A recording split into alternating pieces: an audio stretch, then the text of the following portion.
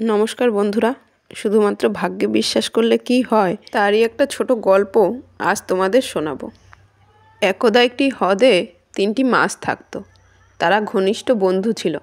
তারা প্রত্যেকে একে অপরের থেকে আলাদা ছিল। প্রথমটি ভাগ্যে বিশ্বাস করত। সে ভাবত যা হওয়ার তাই হবে।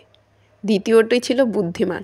সে ভাবত যে সে জানে কিভাবে কোনো সমস্যার সমাধান বুদ্ধি দিয়ে করা যায়।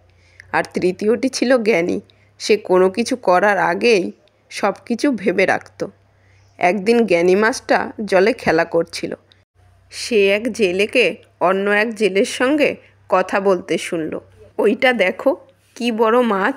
এই হ্রদটা বড় বড় মাছে ভর্তি। চলো, আগামীকাল এসে আমরা এদেরকে ধরি। জ্ঞানী মাছটি সঙ্গে সঙ্গে তার বন্ধুদের খবর দিতে গেল। ওই জেলেরা আসার আগেই, চল আমরা এখান থেকে পালিয়ে যাই। আমি একটা খাল চিনি যেটি আমাদের অন্য ঝিলে নিয়ে যাবে। জ্ঞানী মাছটা এই কথাটা বলল। বুদ্ধিমান মাছটা বলল, জেলেরা এসে যদি আমাকে ধরতে যায় তাহলে আমি জানি আমাকে কি করতে হবে। যে মাছটি ভাগ্যে বিশ্বাস করত সে বলল, যা হওয়ার তাই হবে, আমি এই হ্রদ ছেড়ে কোথাও যাব না।